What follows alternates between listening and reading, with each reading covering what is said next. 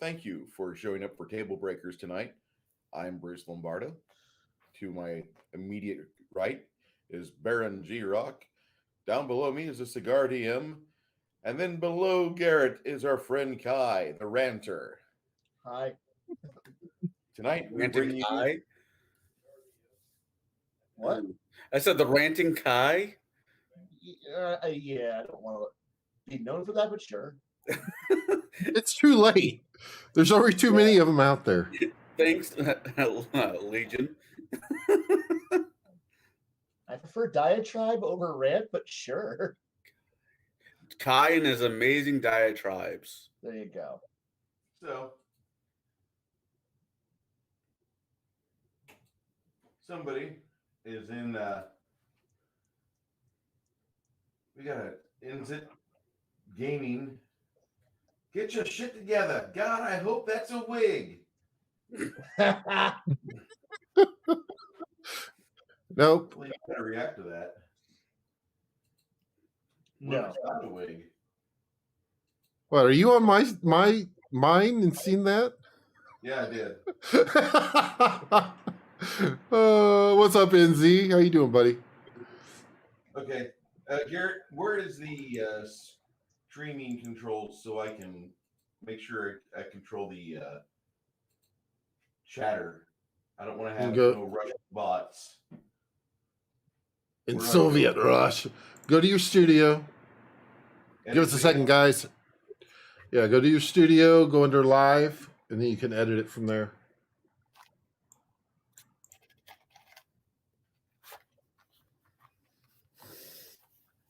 Customization. Subscribers. 20 minutes. There you go. Yeah, I've pirated your information there. Hey, Wookiee Supremacy, how you doing? Shad's already watching that little whorehouse in Texas on television. Wookiee Supremacy is joined up with us. That is like the coolest picture ever. A Wookiee with a lightsaber. Oh, Jesus. Warn us when you do that. Jeez. It's going to set his house on fire. Holy shit. And no, that's his real hair. Right. It's my real hair, says William Shatner.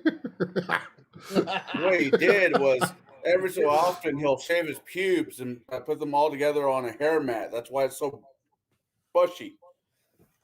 And for those that are listening to this on the podcast after the fact, Bruce has got a amazing wig on. So if you look down into the need to if you need to see this, you can check out the content down in the info and check on Bruce's, and you'll be able to see the wig of amazingness. Yes, it's Bob Ross wig. I was warned not to advertise myself as the Bob Ross of miniature painting, because Bob Ross family would come out after me with pitchforks and torches. No, they come after you with happy little trees. I know somebody owns Hey, Wookie. I actually know somebody owns one of his paintings they did on that show on PBS for all those years. When you enjoy painting? Yeah. It's the greatest show ever. It really put me asleep when I was a kid, I guess. Well, and it's free on Pluto now, too. What? Yeah, they've got an entire channel on Pluto for it. I know he was on Netflix for a half a second. Yeah. They want to know what you're smoking there, Conall. Tonight, I am smoking Asylum 13 brand. It is the... I'll just go with Asylum 13. Here is the ring. Okay. It's roughly about 25 ring, dark Raptor. There's a cigar to this size. I'm expecting maybe an hour and a half worth of smoke if everything goes well. Damn. That's a lot of smoke. All right, so with what we had today, actually, I kind of got the idea for this one and kicked it out, and everyone kind of liked it, based on my video that I posted yesterday of 5 games to play and 5 not. So I thought it'd be kind of cool to, since all of us here have been around the block at least once or twice, that we could definitely go in and do that and give our own 5. Now, the stipulation was we are eliminating anything D&D, anything Pathfinder. That does include Starfinder. Starfinder is out also. Oh, So that's what we are kind of sticking with on this. So Bruce always tends to try to moderate things. So I think what we'll do is, if you guys don't mind, we'll go ahead and give our first like, and then we'll go back around and do our first dislike and kind of go that way with it. Does that sound good to you guys? Sounds great. No, I got a quick question for you, G-Rock. There's no questions. I just put everything out. No, I get curiosity before we get this ball going. Does what's that system you're using right now, Frog God? Mm-hmm. Does that count as a overlap for Pathfinder, or is it its own thing? So should we eliminate all of the OSR too? I would not eliminate the OSR. Okay, so but if you but came third across the same, but hold on. but third I would party play type stuff. a clone called Golden Glory, or you say, I want to play Old School Essentials, which is basic D&D or Rules Cyclopedia, or I want to play Swords and Wizardry. So that's a OD&D like 1974 to 1975, and that's that. So we're skirting that. We're not playing any TSR or WotC product, but now you're like, but I'll definitely play this identical clone to D&D. Or no, I will take this Zeb Cook clone, Osric. What do you want to do, Garrett? Not making things difficult, just curious. God damn it, Conall. Always got to make things difficult. Just be lazy. I know. Well, we can't play D&D. We play D&D with a new label on it. Yeah, well, Shad's right. 90% of it is the D&D clone. True. Yeah. I can't even argue that. So, anyways. So we'll go ahead and start with Bruce. No more pot marks there. Okay. All right. Bruce even broke the books out. Look at this. Oh, I don't own half the books of the games I like to play. Dun dun dun. Hackmaster 5th edition. Yes. It is not an OSR clone. It is not an OSR clone. It is a point by your race, by your class type of game. And you get build points to handicap or to bonus yourself. You have a very intuitive class system. You have little special abilities that might help you out. They probably won't. But it's the greatest system I've played that will give you a actual from zero to hero. And you can have this wonderful game experience through the years, because it will take you forever to level up. Grind. Nope. This is not an AD&D 2nd edition clone, dude. This is Kinzer's own system. It's not Aces and Eights. It's not based off of AD&D 2nd Ed. You're talking about 4th edition Hackmaster, not 5. And I understand that. But this is a game that allows you to get a bonus to hit because you're smart. If you have a higher intelligence, you know where to hit people. If you have a good dexterity, you have a bonus to hit people. Your strength helps you damage things. It's different. And it is a fantasy game, It's not skills and powers. It's really far from skills and powers, Chads. You have to try it if you want to criticize it, or at least read it so I can talk to you on an even level on this. It is not your dad's first edition D&D game. It's great. Actually, we have somebody, Chads, that could review 5th edition Hackmaster that's not me. That would be Kai, because Kai has a copy of it on his Yes. computer. But look, I have to run it before I can review it. I am not going to review something I have not played or ran. And I love the experience points in it because it does encourage a grind because you don't learn everything super fast. Even though Kai just started a new job of being a driver. He already had ideas of how to be a driver because he drives these little 4-wheelers around the road. But now he's having to grind gears and get to places and be safe and mindful of his insurance company that he's trying to appease to drag the insurance costs down. Hey, Stone Cold Jeremy. Oh, Keely Ross. Hey, everybody. Welcome to our stream. We're talking about 5 games we love, 5 games we hate. We might not get through all that. But Hackmaster's initiative system is the best initiative system because it's not round by round, it's second by second. In 4 seconds, your magic missile goes off. But in 2 seconds, the halfling or the gnome rogue behind you might get a kidney shot on you.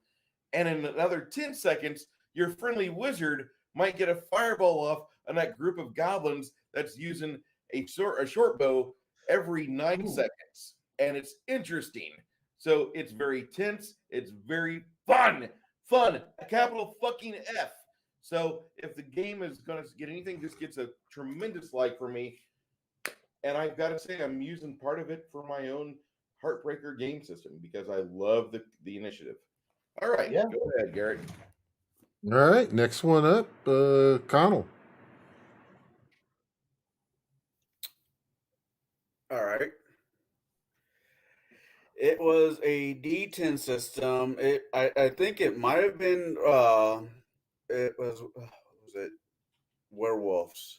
I don't think World that's of Darkness. it might have been that one, but it wasn't a LARP. It was a tabletop. Yeah. Yes. It's called World of Werewolf the Darkness. Apocalypse. Yeah. Okay.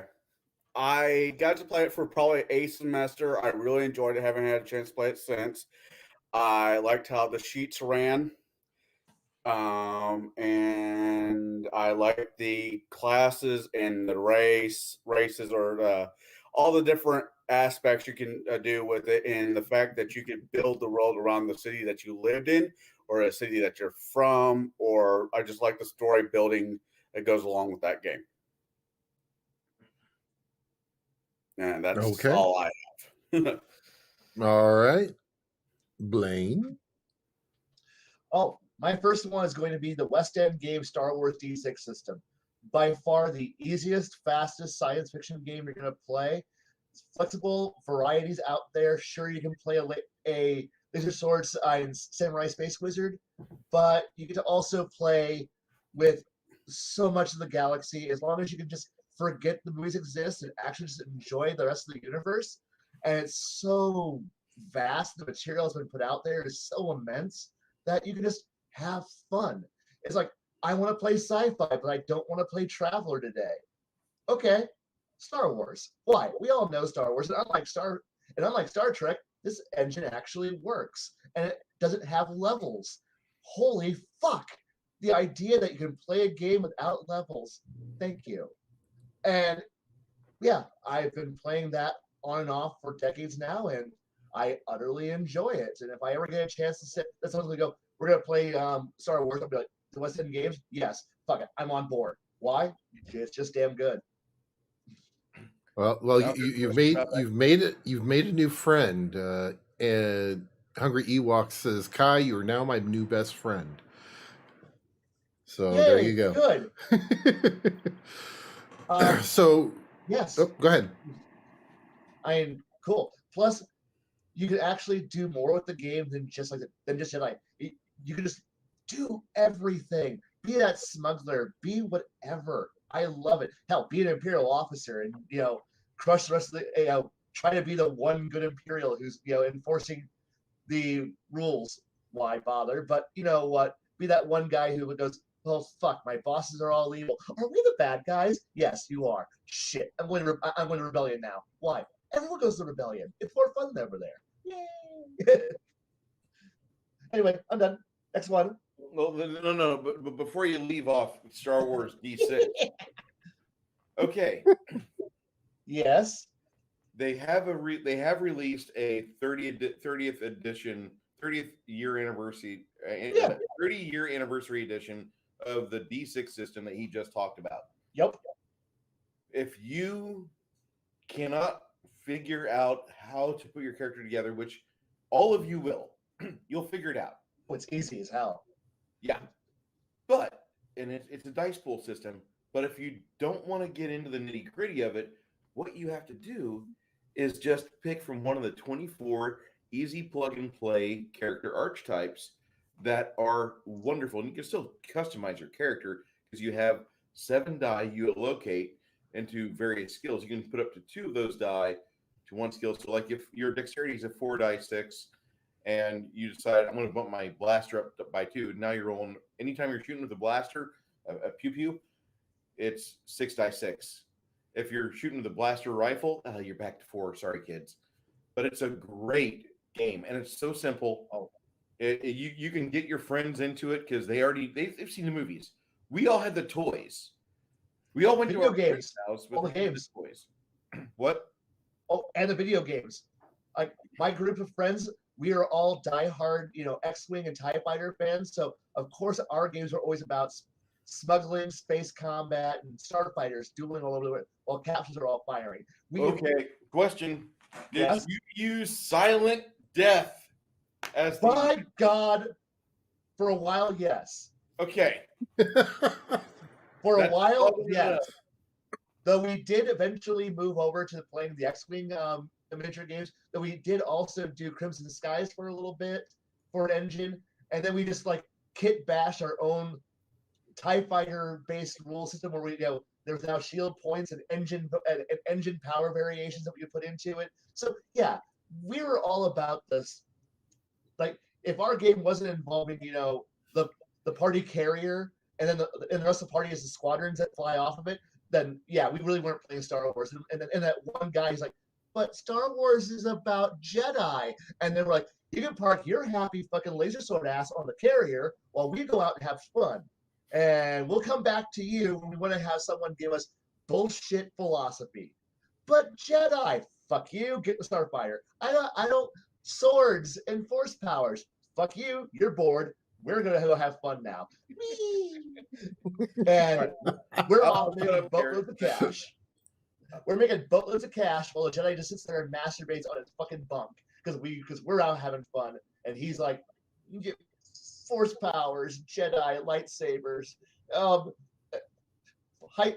the Sith, and we're like TIE fighters everywhere. Let's kill them. Actually, I don't think I've ever had a Star Wars toy, but that's besides the point. Well, you were born in what, 1990? 83. Okay. You missed Yeah. a couple years. He missed all that Yeah, he missed the Kenner edition. because I remember being very, very young. My dad taking me to go see the first Star Wars movie I got to see in the theaters with my dad when I was like 5 or 6. I don't remember, but was Return of the Empire Strikes Back. So we're sitting there, and my dad's like, "This was probably not the best one to bring you to." Look, no, I got to disagree with my chat here. Hold on. Cray KK played West End Games D6. Bullshit! First off, our games did not resemble Last Jedi. They resembled more Rogue One. That's usually how our games went, which usually ends up with everybody dead in a horrifying accident. But secondly, the West End Games was the source material for everything expanded universe because fucking Timothy Zahn was writing the what was that 1991 release there, Blaine? the Thrawn trilogy. Yeah. Again? The Thrawn trilogy. Yeah, he wrote the Thrawn trilogy using West End Games' products as tech manuals for the entire series of the trilogy. And then once he wrote that, everybody who loved the Star Wars said, "Wait, there's a Star Wars RPG," and so they dived on it like tribbles in the grain bin. And though after all this crap, like then we had the explosion of the expanded universe. The greatest book ever written. It actually is. It is. I agree with that.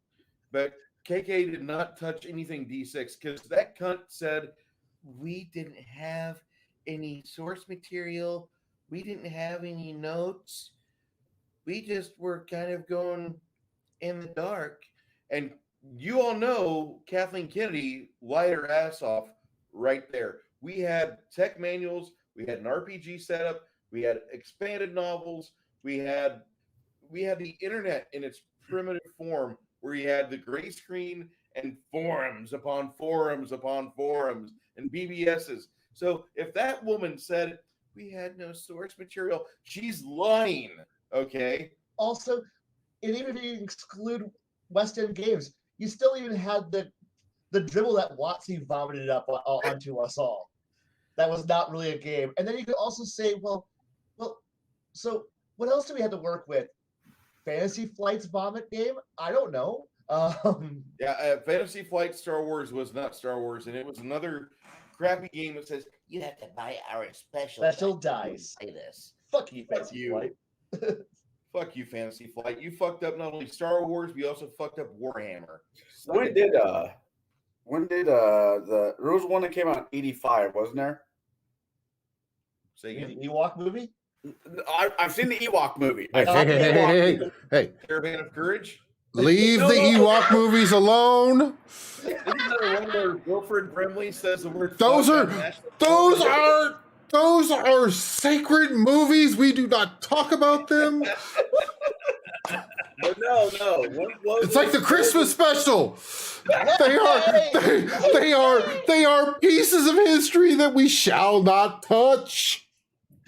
Battle for Endor is also in there. I was born in '83. I mean, technically, the first movie I remember seeing in theater as a kid was the first Alien movie, because Alien 2 was about ready to drop, or did drop in theaters back in the day. Used to do a double feature where they showed the original and then the sequel.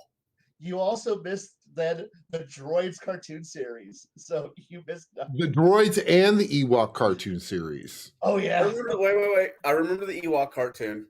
Congrats. They had a Droids cartoon also. Oh yeah. I'm glad I didn't miss. I mean, I'm glad. Okay, let's move on.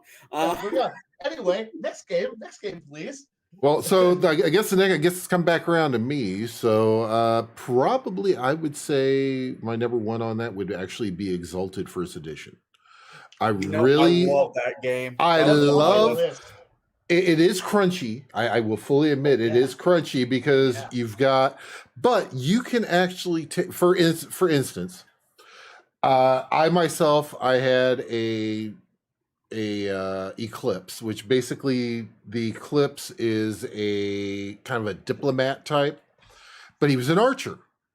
So, when they talk in 300, we'll fight in the shade. My guy alone could do that.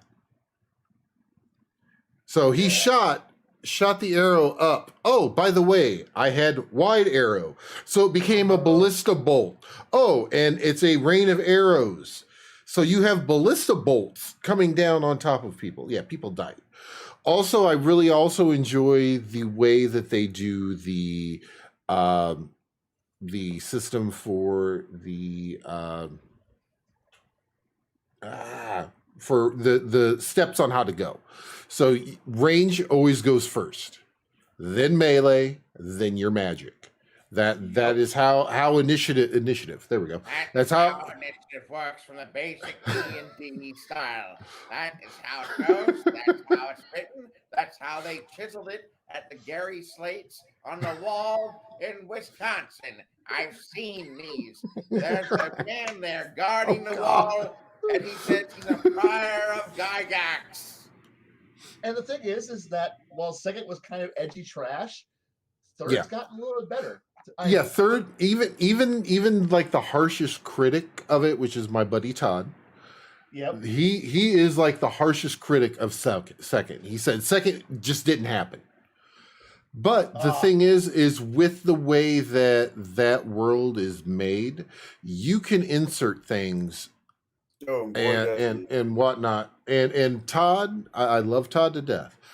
He actually took, because he didn't want his group to go all the way back to town and come back. So he took from Magic the Gathering the Squee, which are these little, little guys who basically look are goblinoids, but they're actually like second circle demons. Oh yeah. Yes. And when you say their name, they appear. So and I was not in this game, but the game that they were in an underwater compound, and they said squee, and all they heard was boom on the outside. So they said squee, squee, squee. Yeah, so that was funny. Those poor demons know that you're about to throw them. Yes. 2 weeks ahead of time. Yes. Awesome. And also I wound up having a squad of them. I did call them my squeegin. and they're all numbered. So the higher the number, the dumber they are. Yes, it was amazing. So, but yeah, it is a very, if you want to think of it in almost like an anime-esque type style, you can literally take anything. You can make a Super Saiyan very easily with this. Well, the thing is that it's the, how we always, like there's that joke that D&D 5th is just, you're just playing like superheroes. Fuck the preachers of just trying to be fake fantasy and go full God King. Go with the idea that there's the underworld? Fuck that. It's Tuesday. I'm going. Boom. Yeah. Wait, what? Because why? The divine mandate says so. Whose divine mandate? You see the sun in the sky? Yeah, that told me I could do this. But what about the gods? I expect the gods. What gods in my way? I would like to say no. I'm sorry. I'm gonna go full fucking Kratos on your asses and then start ripping and tearing shit. Why? Yep. Because the god of the fucking prairie over there got my fucking way, and he's talking shit. The river over there, fuck him too. Why? Fuck you. I'm a Dawncast Solar. Fuck you. Everyone dies. I'm doing what I want. But I'm gonna go build a castle on top of their corpses. And then I'm gonna run away because the Dragonborn are coming. Oh shit. Oh, we're gonna travel. Okay, here's a bottle of wine to the god, and you get there in half the time. Yeah. It's like, oh, I like playing in a high fantasy setting. No, you don't. You like playing around with the idea that you are kind of special. No, this is the game for people who just want to go full special, full amazing. I have an appointment with like 3 gods today. I'm taking care of that problem. I'm going to go make an entire village bow down to me. And it's not about will I fail at my action? It's just how amazing am I going to do it, and what ramifications are going to come from me being way too cool for this setting. Exactly. And then have the world go, yeah, you're getting a little too high for your britches. And then you're like, what are you going to do with me? And then suddenly Megas XLR shows up and just stomps on you because he can. And it's being piloted by fucking Power Rangers, and you're like, what the hell? Bam, bam, bam, bam, bam, bam, bam. Shit, fuck, okay. And at that point, you go back to, all right, cool. I'm going to go crawl into this hole and die. Good. That's where you belong. Why? Because the Inquisition driving that robot says you fucking suck and then beat the shit out of you. And if you think you're getting too high in your britches, oh my God, who's gonna come at you? Some guys who can literally punch you and make you love them because they control fate. And that's what they do. Yep. And your werewolf buddies come out. I come out of the woodwork and do other things. And and your edgelord cousins and your other edgelord cousins show up and go, but we're here too. Go away. No one wants to deal with you. Okay. No, that's the Fae. That's the Fae and the fair folk. Oh no, I was making fun of the Infernals and the. Oh. Okay, yeah. Your 2 edgy cousins, the ones who's too gothic, and the other one who's just like, I like to burn shit. Well, and then don't forget the Lizard Kings. are living off of the somewhere, and then you got just weird shit everywhere, and then tomorrow you're gonna go find something just bonkers because some first stage war machine that might as well be a hind shows up and you just mow down people and until you're shot out of the sky by something weird you don't know. Everything's crazy, and yeah, it's like this is the point where you play this to go get that whole high fantasy kink out of your system, so that way you can go back and play something a bit more mundane. Because after you've literally rearranged the stars and fixed the afterlife, you're like, you know what? Let's go and crawl through a tunnel for a while and play regular games now. Yeah. All right. So now we're going to go to our first dislike. So that would Bruce. All right. Uh-oh. Uh-oh. I sense a rant. Hold on. And he grabbed beers for this too. I saw that. Oh. There is a game that I wanted to play for a long time. And this game is called Blades in the Dark. And I read it 3 times, and it's like a programming manual, but my brain doesn't accept programming languages so readily, so I had to read it 3 times to get it. And it's a game where you create your characters, you pick your specialties as a rogue, and you're stuck in a Prague-esque, London-esque city of hell, basically, that you can't really leave the city. You're stuck in the city. And you're all there, and you're Oliver Twistish world, and you're trying to do these jobs, and the die you roll build to the next die roll, build to the next die roll, and everything you're doing is you are trying to complete your task as a thief. And your guild, your other player characters that are at the table, they're depending on you to get your stuff done right. And the GM is constantly just twisting little knobs here and there, making the game a little bit more, I'm going to fuck you over. And it's a neat idea, like the Midnight Campaign setting was. But the Midnight Campaign setting fails because the game's hopeless. It offers you no joy. There's no way for you to really enjoy playing the game. It is a survival game that's stuck on nightmare mode. Well, this game here does offer rewards and such, but once you play your first game, and it gets easier from there on, you're playing the same game over and over and over and over. And it could be fun, but the way the book is written, I don't see a campaign featuring you and your friends in a thieves guild being anything fun. And they sucked all the fun out. Now, the problem that I have with the book is that it was written by a group of people that wish me dead because I identify as a Christian conservative, blah, blah, blah, blah, blah, blah, blah. But they are evil hat games. The same pieces of shit that wrote Thirsty Sword Lesbians. And Thirsty Sword Lesbians is a funny idea, but because they wrote it the way they did, and then they gatekeep, if you're a Christian, if you're a Trump supporter, don't play our game. Well, fine. I'll never touch your shit ever again. And only for the fact that I like the procedural die roll charts, because I do plan on importing them for the game I'm going to make, which is going to be better than theirs, and any other game that I borrow from. But I'm just going to say that I hope that studio suffers the same fate as the creators of the Pirates of Darkwater.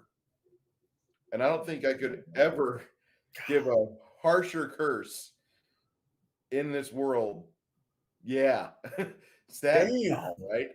Damn. I could break my hand on their faces all the time, and it still wouldn't come across the same horrible fucking fate as the Pirates of Darkwater, the studio that created that. Because yeah, I wish them a worse fate than that. Fuck you, evil hat. Damn. Just straight out damn. Love the cartoon, but absolutely tragic backstory. Oh my god. the greatest backstory ever and why we never got a season 2.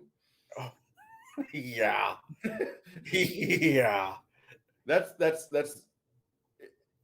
their mechanics make sense, but when you're playing the game, your friends realize that now they're just playing the Shadow of Mordor, because the Nemesis system in that video game literally almost translates into what this procedural RPG for a tabletop game is, and it's almost a game that runs itself. The GM could be an imaginativeless piece of shit, and he'll run it right. No, Andy, as much as you might think that, you have an imagination, my friend. Go ahead, Garrett. What's Well, next is Conall. See, this is weird for me to say because I absolutely hate the concept of it. I don't mind it if it was transformed into a tabletop scenario because I brought it up earlier as being a game I really enjoyed, the werewolf one. But LARPing. I just know it makes me cringe. Masquerade, Vampires Masquerade, and all that. As long as it's done on the tabletop, I really enjoy it. It is when you have a bunch of guys in somebody's small ass basement saying I'm a hot chick when it's just a really creepy dude pretending that they're hot shit because they can throw rock, paper, scissors faster than the guy next to them. And there's just not enough beer, Coke. You heard me, ladies and gentlemen. Coke, not the drinking kind, the snorting kind that would ever make me want to go down there. Ever do it again. That is my. That's just where I stand on that one. How dare you misgender me? Thank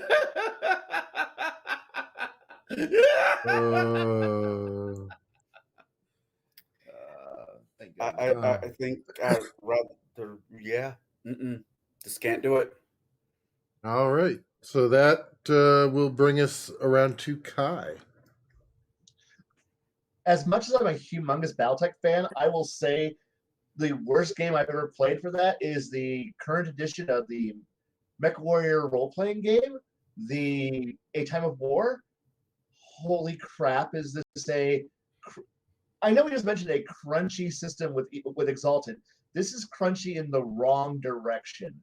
This is crunchy in the, wow, is there a rule for everything? There's a modifier for everything. The life path system to make a character is slow, but it's good.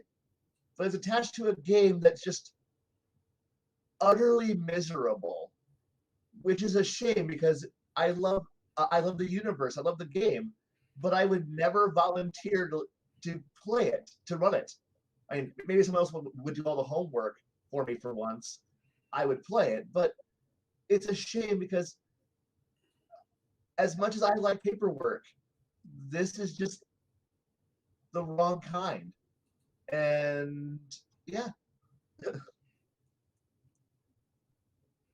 I never known there was a right type of paperwork. There can be. Now, coming back to me, this is going to make Bruce upset because he actually had this on his game that he loved, but Hackmaster, I really, really do not like it. I like Crunch, but maybe I just had the wrong DM when I played it. That is completely possible. I think it may have been third because we played this up at the game room. It was when we were up in the game room. Hold on. I don't remember what the book looked like. Oh, Bruce kind of waddled out like a penguin, waddled out of the. Considering what he does for a living, would that make him a shit penguin? Yes.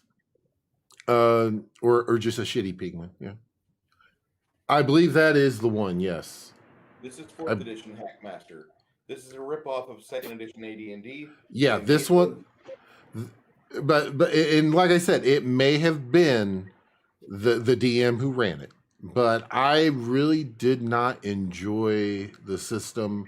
It took, what was it, 3 sessions for 6 people to make their characters. Ugh. Dude, And we're Okay. talking like 4 to 5 hour sessions.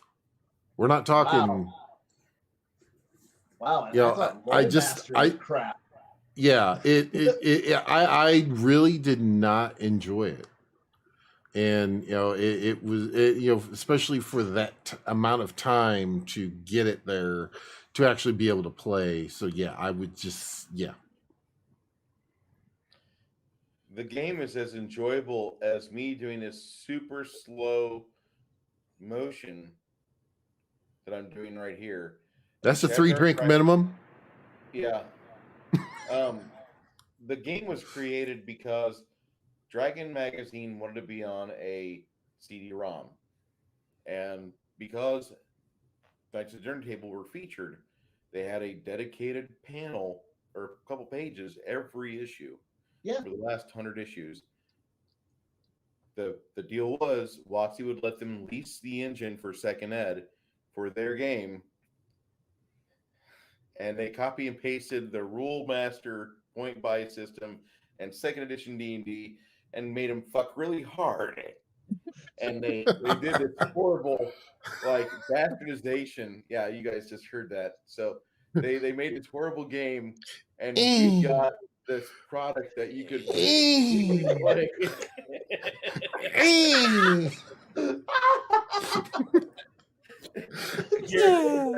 we've almost gone to the how I start drinking. I'm Oh already yeah. having this.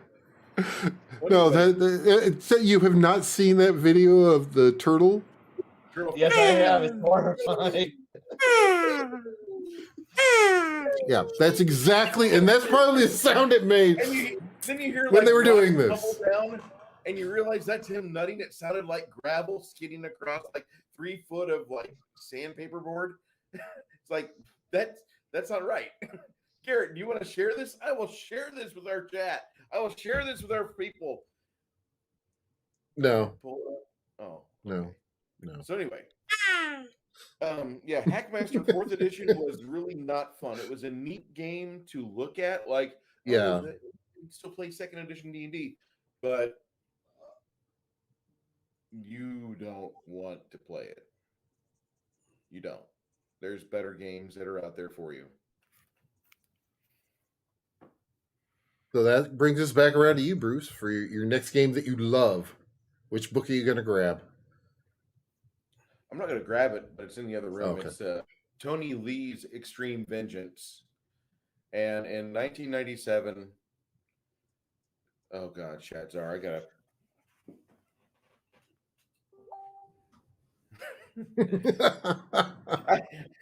You know, the only thing harder than fapping Lena Dunham is fapping to that new chick on G4, Frosk Urine or whatever her name is.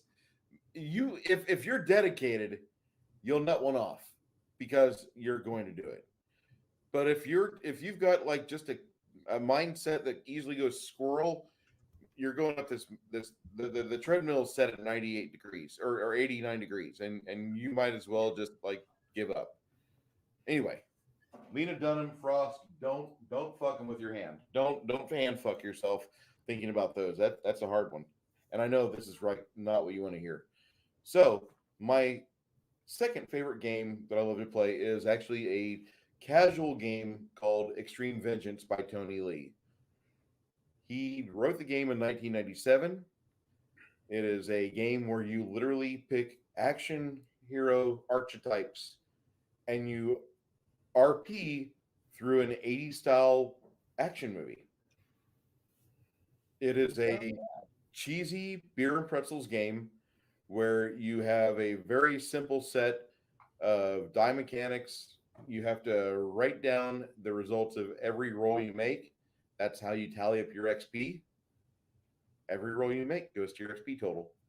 And you pick little special abilities or feats or whatever you want to call them. You get these specials that they add to your character, and later on you'll realize like I could be a Van Damme. It's a really neat concept. It's beer and pretzels gaming, and for when you only have like two people that showed up to the game, perfect thing to pull out and play.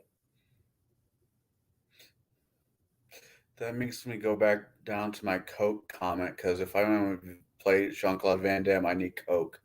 Anyways, especially in the early 90s. Bloodsport. I want to play Bloodsport. So, Kai, someone just realized that the flag behind you wasn't just a big X. Oh, really? That was big. I believe that's Joe over there from Biggest Geekus. Really, Wow. he realized that it just wasn't an X. There's more to it. Yeah, So, there is. all right. So, Conall, what's your second on your list of faves? Kind of knocked one off of my list, so give me a quick second to think about another one. Was it the Deadlands? Yes, the Deadlands. It's an older. Version from Wish, or do you want the official version from 1996? I think it was the 96 version because all of it the book I was reading, looked at, and I played once was old as hell. Really? You have to understand, when I first came and realized what this game was, Bruce Campbell's the Cowboy Show was on. Bruce Campbell. here. Yeah. Oh, God.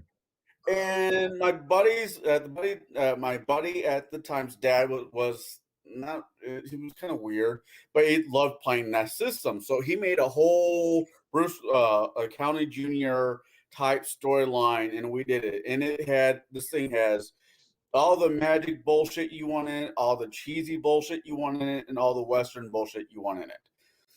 And so I really enjoyed it. I know there's probably had other editions throughout the years. I've only remembered the first one, at least the one I played, and I definitely would recommend it to anybody who likes to role play and have a little bit more of a Western kick behind them. Okay. Kai, what about you? Okay. This one's going to be a fun one. I know how whenever we talk about D&D, we always say like, oh, hey, look, it's all based on Western European bullshit. Well, you know what? Let's just amp that up to a degree. And my next game would be Seven Seas, which is also pretty much not Europe, cranked to its max. As long as you can ignore the meta plot line, throw that out the window because nobody cares about that when you're actually playing. But now it's like, so do you like?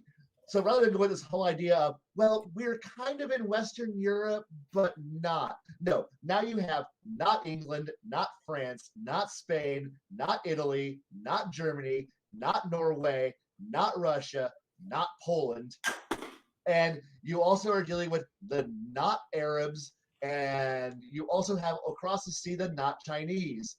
You have literally all of that, but you've mixed them up a bit, and now there's magic involved. Heck, if you want to go with that full D&D wonderful I'm wearing armor thing, just play a freaking Eisen and run around in full plate and have bullets bounce off you because you're wearing Draken steel. Be amazing. There's magic out the ass. There's many flavors of magic, so there's none of this whole I'm a wizard. Sure, yeah, there's a freaking map. No, we got shape-changing druids. We got nature controllers over there. We've got people who are using fairies and legends. We got runes in one area. We got magic armor. We got guys who are ripping holes in reality. We got people who are changing fate itself. And we got the one guys and people who are elsewhere who are going fireball, but nobody likes them because they're Spanish. Whatever. And you got the Holy Church running around out there, and you got a whole set going on there, and you got weird shit happening everywhere. It's a fantastic setting, and occasionally it's actually boats, and you have dueling. The focus is about being a hero. There's some more drama in there, but it's great because while the game, you can even just throw the game out the window and just look at the source books. Each of the nation books is a wonderful dive into the cultures, the mannerisms, the actions, the legends, the lores. If you do nothing more than to read these books and look at them in an interesting fashion, to just read, to just start skimming and dumpster diving for information and make your own setting way more interesting, you're not going to be at a loss. The game may be fun. It's got problems. Boy, it's got problems. Both first and second edition have got some major problems. And again, meta plot, ignore it. Keep going. But if you just want to have your fake, not Europe, we're Western chauvinism culture, fucking bullshit, feel more authentic, go for it. These books are the books to grab. They are worth every dime and the amount of time you spend working with them. I really do just look at Seven Seas as being that good a game series for just reference material, especially looking for like Age of Exploration era gameplay. Great. I got a question on that one. Go So ahead. it shies away from Western Europe. No, it is fully Europe. This is Europe. If you are a Eurocentric person and that's what you think D&D is, this is it. This is Eurocentric. I was thinking like Sinbad and the thieves. If you've got that book, you can go off to Sinbad Land and go have fun in Sinbad Land. And boy, is Sinbad Land hilarious. And it'll take everything you learned from being in Western Europe land, throw it and go, nope, they're all idiots over there. This is also kind of cool too. And you can go off and go navigate the Sea of Fire, and you can go across and arrive in, wait, this is China? Oh shit. This is actually kind of scary. And because Cathay is actually terrifying. And you're like, oh, wait, this isn't. And it's great. I'm just for the idea that it's written to be its own separate, that it's not, you can tell it's not Earth, but you can tell what cultures, what language, what etiquette is going on. So if you want to play a game where you're using, 1400s culture, right? This is it. This is your handbook. I have to look for it. That sounds really fun. It is. It's even if all you're doing is buying it to read, it's worth it. Steal ideas from. Yeah. Steal, just wantingly steal. John Wick is a dick and steal everything. Well, I was thinking pirating. Take what you can, give nothing back. Right. You might want to throw a dime in his direction every once in a while, but yeah. I mean, so like if you like high seas and adventures, or if you like the I want to play a game set in the French Revolution or under Napoleon, cool, do it. I want to deal with the Spanish Inquisition, cool, do it. I want to deal with with everything. Just here you go, have fun, and it's a complete and total clusterfuck of a world. Have fun in it, and go and make your actual campaign better because you've read this. Okay. I'm sold. Yeah. Cool. All right. So back around to me.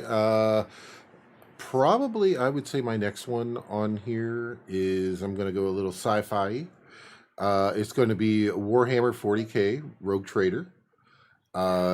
It is actually a very, very good game. I love the workings of the races and being able to put things in, and it's not like we travel from point A to point B and we're just taking goods. No, there's shit happening. Oh, we're gonna go from here to here, and we go into the warp, and all of a sudden we wind up there 2 years before we left where we were at. The warp does things like that. It is, it's actually one of those nice, it's a nice, way of getting your sci-fi fantasy along with you just throw all the weirdness in there as you can think of, because oh no, your shielding goes down and now you have all kinds of chaos, beings of chaos that have decided to come on your ship. So there's a lot of different aspects there that you can really have fun with, not only as a player but as a DM with them. And I would say that's definitely on my list. See, I'm gonna have a So problem, G-Rock. I think me and you might have overlapping DMs because Todd ran that one for me, Mike, and a few other people years ago. actually, the best person I had run that, he was actually in my chat earlier, which was Force. Force ran a very good game of that, and I believe it. I've got and him. yeah, he did very well with that. It was pretty good. I really enjoyed when he ran it. He had a good story with it. Bruce is sitting here going, "No, I think he disagrees with me, but that's okay because it's up to his next one he doesn't like." Dun dun dun. I'm going to say that a game I did not like was MechWarrior. I think I'm seconding this with Blaine, but the MechWarrior game system is supposed to be intuitive, and you just can almost dry stat assign your points, whatever stuff. You have a very bare bones RP system, which should have all the winning components in it because you've got a good lore, you've got a compelling reason to want to play and want to achieve these certain things that you've read about in the fiction, but it fails every time because it's not Star Wars, it is not Doctor Who, it is a weak sauce franchise that has nothing going for it at all. You have overly complicated assembling of your character. Hi, sadistic Cherry. You have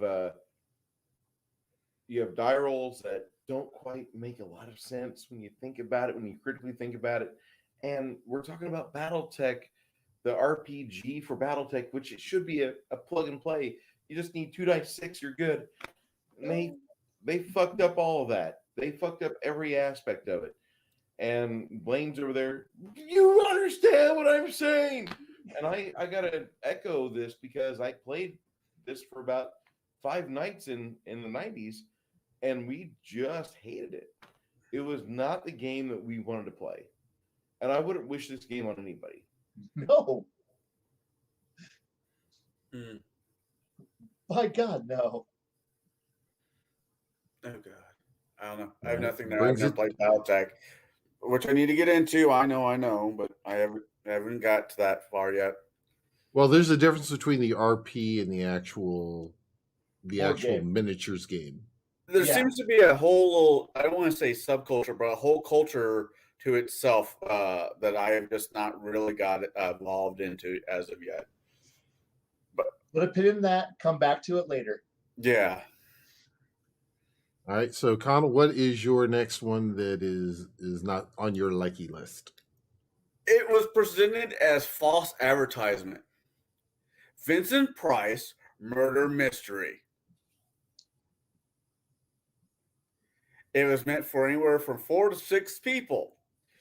But I was thinking more like you get a character and you role play the character out. It's a dinner party RPG for people who like murder mysteries. But it was more like Clue. Did I scare him away? No. No, this is the third time he's left his chair. How many times have we done this that he's left his chair? Maybe once. This is like third time. I think he might have the Vincent Price murder mystery. If he does, I'm gonna die. I mean, I don't know if this really clues. It was sold as an RPG game. Yep. But it ran like Clue, and that's Okay. what pissed me off. because here's, I want, if it ran the same way as Secret Hitler, I would have been mildly okay with it. But it was clunky. It ran like Clue, and there wasn't really any RPing in it. Ma ha ha ha, and that's about it. Okay. Seriously though, Blaine. Bruce walking away from the screen when I'm talking, I'm starting to worry. Don't worry. Maybe he had to poop. Oh no. My next game that I'm going to put down as a nope to avoid is going to be Rollmaster. Just nope. Really? I had a friend of mine talk the highlights of Rollmaster. Okay. As long as you have a calculator next to you. Now, all right. I have never played a game where when the GM goes, we're going to play Rollmaster, and he hands me a binder. And I'm like, what is this? And he looks at me and goes, it's a character sheet. And I'm like, what? We're going to play some Rollmaster. And tonight,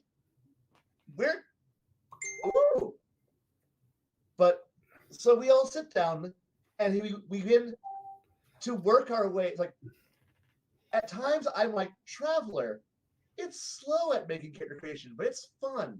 Here it's like, and now we shall go through the next line of your tax return. And here's me. I just want to play a game today, please. And we keep on filling out more and more of our binder, and we're pulling, turning pages, and everyone's like looking at this guy, and he has a binder, a mega binder, like this giant, like this thing was like, are you ready? Are you ready to like be corporate certified? Boom, make a corporation fit this thing. No. And if I pick up your binder, my stitches come out. Oh, I know. I'm making a hurry. My stapler. My stapler. My stapler. Looking at this binder, and so this gigantic monstrosity of a game that we played, and I think it's like, oh, but the magic system is really cool, and the combat's really cool. I'm like, I don't want to risk I don't want to risk combat, because then I had to start over and spend another 5 hours making a character to fill out this binder. If I die, are you going to give me a new binder? Can't you just scratch out a name and add a new name in, saying you found this guy in town? No. That's my brother Phil. Fill in the blank. Yeah. And it's like, this was an abysmal system. And then finally, 2 sessions later, we're done making characters, and we're like, are we going to play now? And he's like, all right, I'll show you. I'm going to teach you how to play. I'm like, this is the worst role-playing game ever. Please, let's never do this again. I never want to. I don't want to play a game where I have a 30-page binder thrown at me to tell me this is how we're going to play this game. No, never again. But this is coming from the guy who loves paperwork. I do, but I want to have it to be in my advantage, not following the steps of the IRS tax system to generate a character. I like being able to run an empire, not, create a minion who's a cog in the damn thing. I gotta make a poke pie stick, so whenever we go into these conversations, No, he likes it. No, he likes his paperwork. He hates his TPS reports. Yes. I want to be productive, not tagline for his channel. I hate my TPS reports. Yes, but by the end of this was like, so this is like the same game which has the theme of, could this be better? Could you streamline this at all? No. Fuck. Okay. This is not for me. And while I might have been able to get into it, the other 5 people in the room who don't like paperwork are going, what the fuck are we doing? And thus, Rollmaster came in and then rolled right the fuck out. Good night, Joe. So, by the way, since we have kind of a segue here, I'm going to put this in both the chats. This is Kai's channel. Make sure you do give him a sub. He is starting to post things. We're starting slow, and that's okay. Only one rant a week is allowed on there, so it's okay. What? But he takes over 5,000 breaths a day. You're wasting time. No. You don't understand. He's got rants he has to do here. He's got the Friday chill stream. He's got to give. Every other week. He's got to give Legion of Myth their ability to stretch out his rants to help their viewership. So it's okay. On his channel. Yeah, we should. You know what? I think we may wind up doing that. Kai, we'll get with you after the fact. I got away. Okay. And everything else. We'll plug your. All of a sudden, all your rants will be from other channels. Will be put up on yours just because to give the people what they need. Oh yes.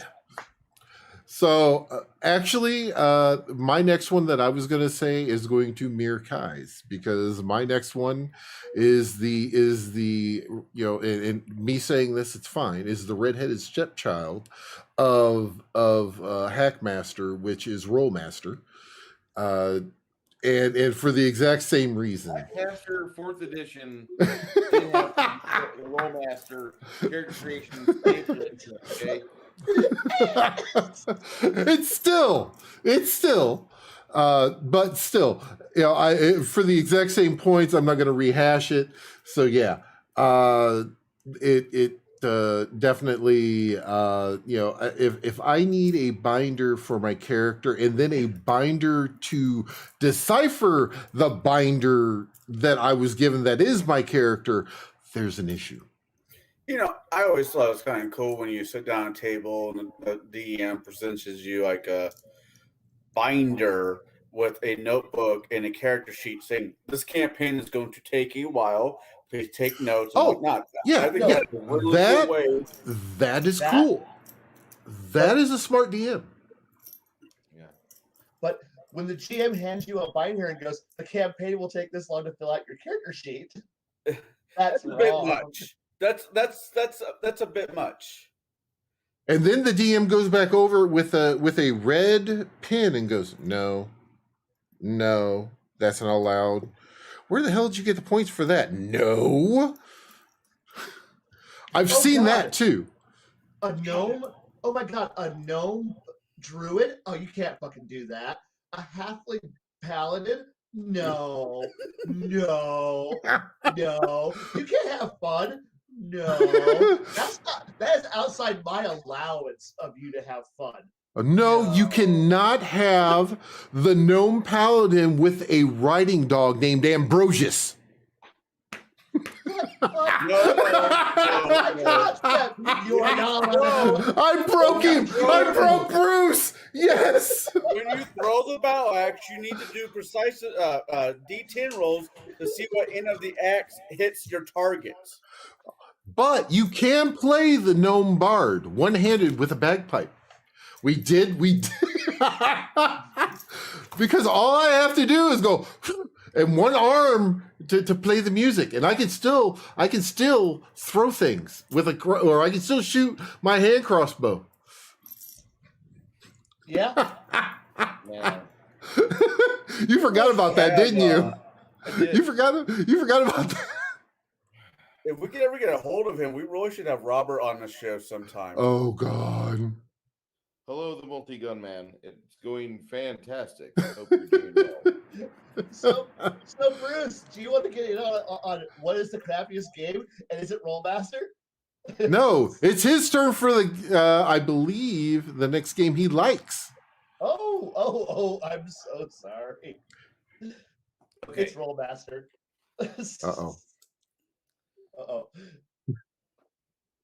From Denton, Texas. Yes.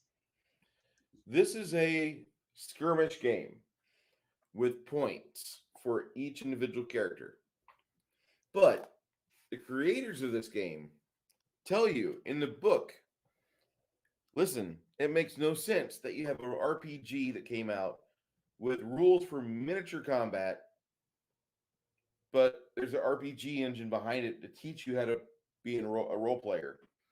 You can still do fun shit when you play a war game and talk in a funny voice and pantomime or be super exaggerated when things happen to your favorite character or one of the grunts. Nobody cares. Nobody cares. Just do your fun stuff and role play the way you want, which is kind of stapling onto your dead chicken crossing the road on the abortion baby tomorrow whenever your stream goes off talking about the retards getting together for game. My bad. Are we kicked off Twitch yet? Fuck Twitch. Okay. But we're not on Twitch. That's good. We don't need Twitch. I just want to make sure that everybody understands where I stand at. But Actually, you're I don't know sitting, where but you stand. that's okay. You're sitting, but that's okay. I'm just saying I don't like the new books that WotC is putting out, that Tumblr's putting out, all these garbage products that people that never bought the books before are making books for a game they've never played. That's what this is. If you want to play a marginalized person, here's your stats. Roll a d6 for all your ability scores. 1d6, not 3. Is that still or without the plus 10? By itself, Okay. Just you're getting to play a mentally handicapped person. Hey, you can be an idiot savant. We know a few of those. There's one that dresses like a woman up in Peoria. Bloomington. Okay. God.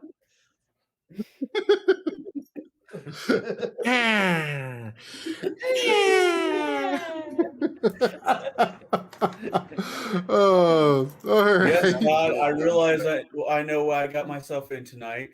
Yes, Yeah. God, I know what the punishment be. Dad, I'm coming home. Warlord Okay. is a very good tabletop skirmish game. It has a good set of rules. You can learn them within 5 minutes. It has a great setup. You have this land. These different factions are fighting for it. And the producers, the writers want you to role play when you are playing a game against your buddies in a garage somewhere in America. America. Go ahead, Garrett. Next is going to be Conall. What's your next like? Okay, I'm gonna get some hate from this. Well, I yeah. liked it just because I was a fan of the show the game was based off of. I really enjoyed it. It was a D6 system. It was Dragon Ball Z or Dragon Ball Z. Yeah, it kind of like, what the hell's wrong with you? I know. I was a fan of the show. And you had the D6 system that took freaking forever to play. It really did.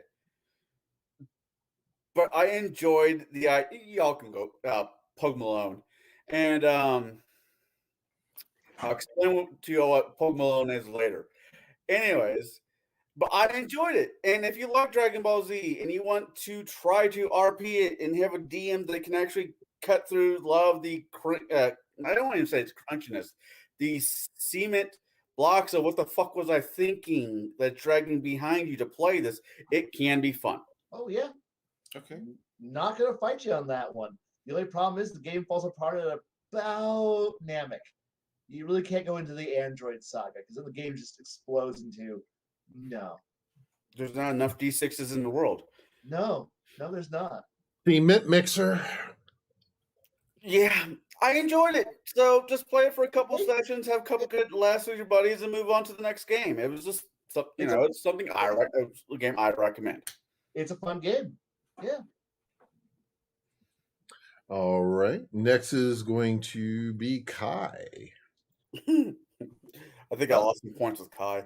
No, not really. Not really. I played I played that game from approximately like Dragon Ball through Namek. So that power level game. So yeah, I know the game pretty well at that point. So that's a good game.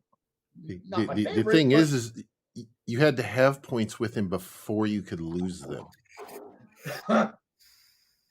Now, conversely, I'm going to follow on with another anime-based game that Yes, Shadzar. Yes, I was about to mention Besem, which is a very good game because honestly, simple. 3 stats, fantastic engine, at least in its first and second edition. System. It's just a good game.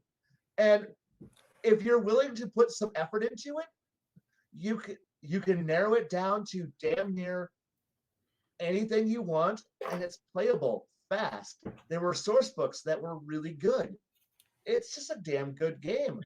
And if you could just erase that whole, it's an anime-based game. So what? Now it's a superhero game. Now I got big giant spaceships. Now I got something cool with this. Oh, fuck it. You can do whatever the hell you want with this game engine. Why not? It's creative. I mean, hell, I threw second edition to revise it some players, and they were like, actually, I bought the first edition way back in dawn of time, and people were like, wait, this is really versatile. Like, yeah, it's cool. And everyone kind of played it and went, wait, we can just do whatever the hell we want? Yeah. Go, have fun, be wild. Or pick a theme. And if everybody can agree on a theme, go with it. And it's just it's good because it frees you from this whole idea of this is my role, this is my definition, this is what I'm going to be, this is my part in the cog of the machine. No. Have fun. What do you want? What do you want? And just like Babylon 5, no one knows the answer to that one, and the answer is dangerous. Don't give me the right. Don't answer unless you know the answer to it, to what you actually want. Because I'll give it to you, and they'll be like, "Oh, this isn't what I asked for, but it is. That's not what I wanted." You're sure? Anyway, It is now. It is now, and it's, like I said, great game, great palate cleanser. Between some more serious games, great palate cleanser. Okay. My next one that I like, and this is probably going to upset Shauner just a little bit because he was floating around in my chat earlier. But Traveler First Edition, very first edition. I really enjoy it because for the simple fact of you can die during character creation. You're sitting there doing your rolls to see what you get and whatnot. I actually like playing, with the full rules. Because truthfully, I think you get more out of it with the full rules. As opposed to like going with rules light with Traveler, as some people like to do. The big thing for me is, I also do like that you can use the experience to unlock additional skills or up your skills. And that is another thing that I really enjoy about it. It's not necessarily leveling, it's just learning how to do things better. Or you pick up another skill. And you can also do a lot of stuff, in between when you're doing from point A to point B, how many days you're in the warp, basically putting all that together. So, yeah. And Bruce is falling asleep. I'm not falling asleep. I'm just listening to you talk, and I'm going, I've played these games a lot over the past 26 years. I'm sorry, dude. It's okay. The thing is that, yes, we're all friends. No, yeah, we do have a lot of games that we like in common. There's some games that some of us like that others don't. And that's you can look at everyone in our chats. It's going to be the exact same way. There are going to be some games that they'll absolutely love to play. There's going to be games that they absolutely hate to play. But the thing is that it's not necessarily about the game system itself. It's more about who you're playing with. If you're playing with your friends, you're actually playing with your friends. Yes. Is that the main thing? Okay. Yeah. And everything else. I want you to have a hobby. Yeah, exactly. If you're, if sitting around the table rolling dice with your friends, it doesn't matter what game you're playing. If there's a game you like and you come to a consistency that you all like it, or you're going to try it. because maybe you haven't played it before. Go for it. Let's see. I think this is our round for dislike. Yeah. So that comes to you, Senor Bruce. Games I dislike. I don't look at a lot of games I don't like. Like the 5th edition D&D. I'm not going to support a company that gets on Twitter or Twitch or StreamYard or anything and they tell their fan base that they want to cut the cord between them. I'm done helping you. I just feel like there's a bit of a backstab going on whenever your company is attacking the people that for years and for decades supported you and they supported your movement that you helped foster. Whenever you have a game system that's out and you're actively trying to grow your fan base, then you get on Twitter and you're no longer trying to grow your fan base, no longer trying to spread goodwill. I'm just a little miffed. So I'm going to say 5th edition, even though that's against the law that we had, but I think it is justified because I just don't like the design team behind it.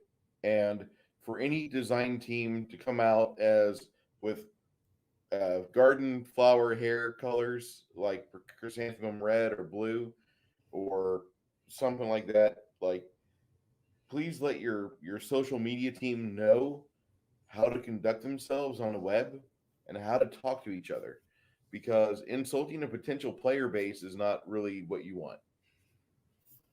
Do you want me to pick another one, Garrett? No. Okay. Well, that goes to Conall. Dislikes. I was not and this could be the DM, but this very well could be the DM. I play Shadowrun. Which I tried edition? it. Oh, this was back in early 2000s, so I have no idea. I really Third. don't. Yeah. Third one. I thought the combat was clunky. I thought character building was clunky.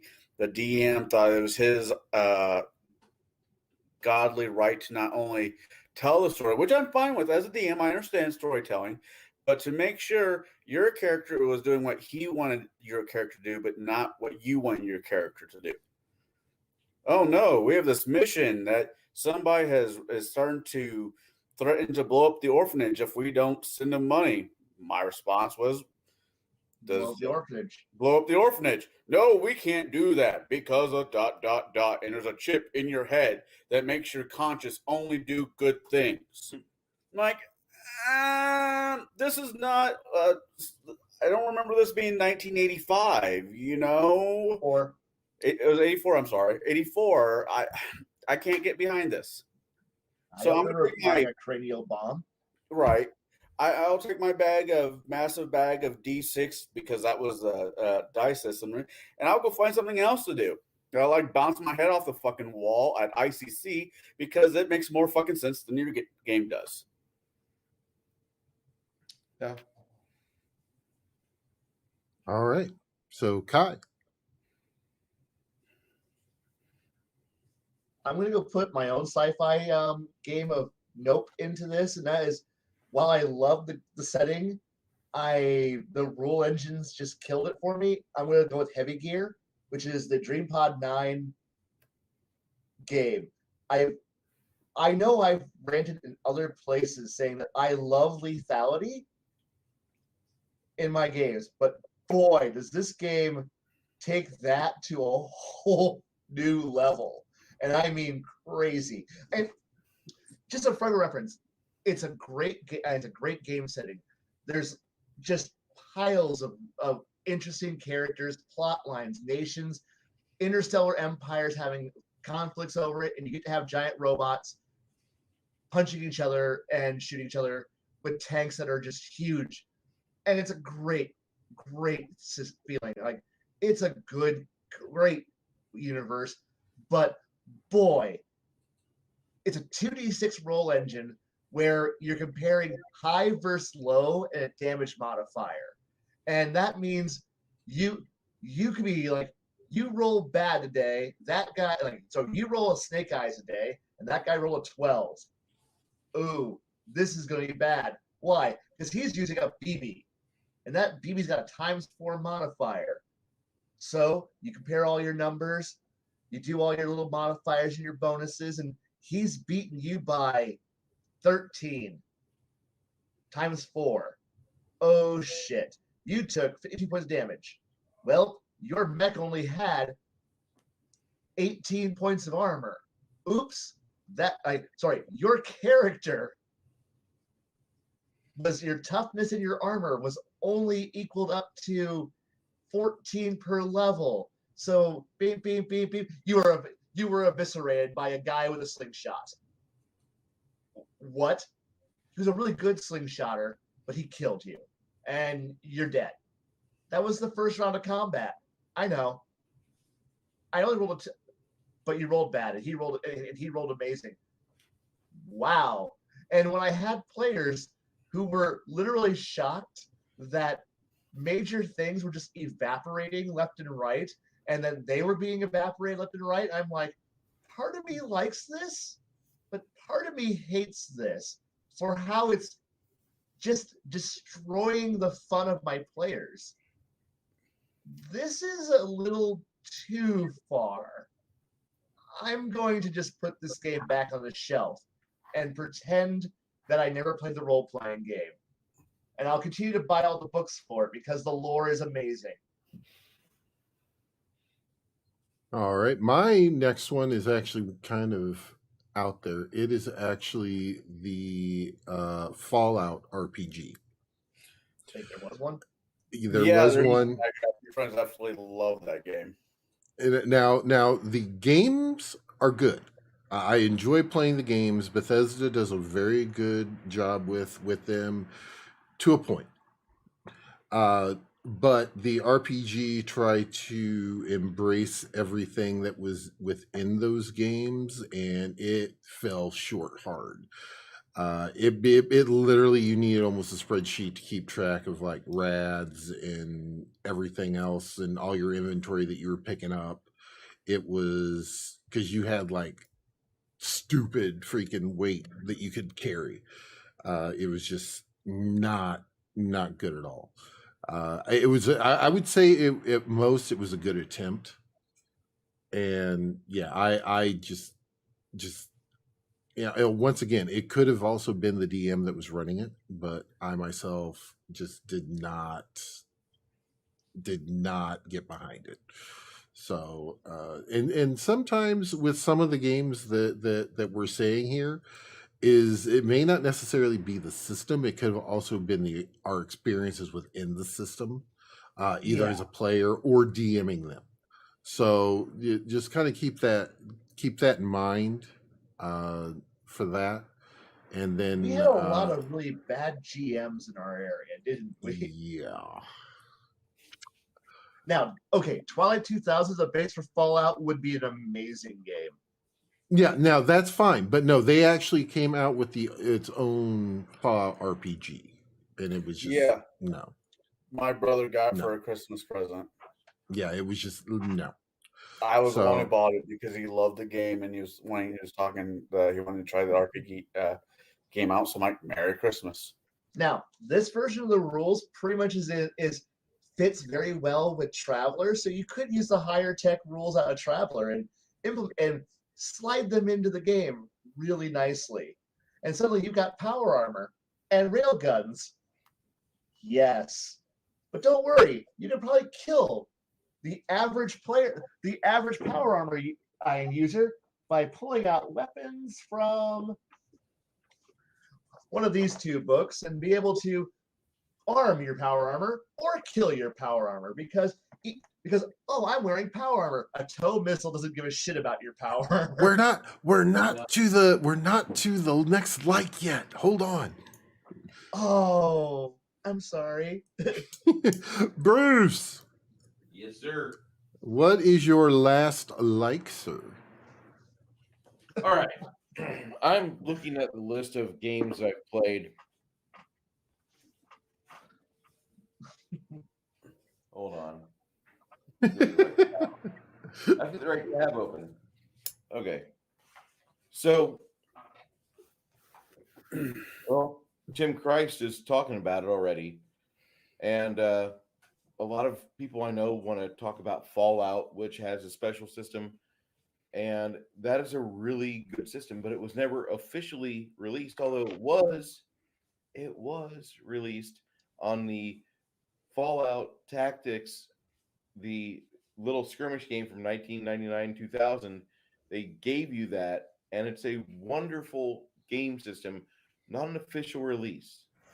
But if you want to watch it, if you want to play it, you can find it. You can find it everywhere on the web. But say you don't. Like, Bruce, I want to play Fallout game. Twilight 2000 will cover you. Go ahead, Kai. Hold it up. I know you've got it.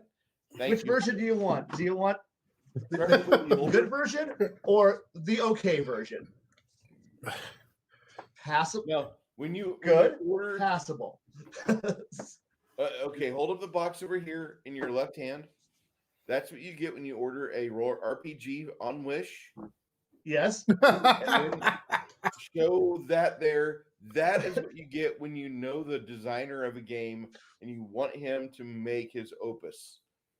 That is a game. That's a game with good content, amazing engine, good skills, and it plays well. And vehicles that don't suck. Yeah, I agree.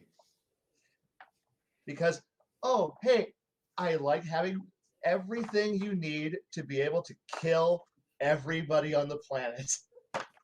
Well, Kai, I will say, Tim, Kai only will play with people who are subscribed to his channel. So make sure you go to his channel, you hit that subscribe button, and then that'll enter you into the realm of playing with Kai. Oh, and also, in case you need, you know, coast a brown water navy and air support, because having to dodge Heims or assault boats, this is the best way to do it. And then pray for the 1A10 that still works in all of Europe.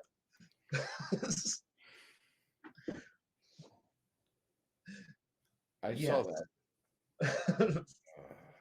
Sorry. Okay. Right. That's the only role-playing game I have on Quick Draw next to my computer. So Okay.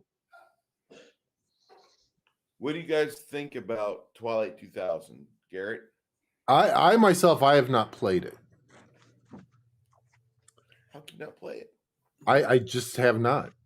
Now the thing is that now I have played something similar to it, which is actually on my next up, but I will get that when it comes around. Okay. I was just wanting to know. Yep. Okay. What are the questions you have?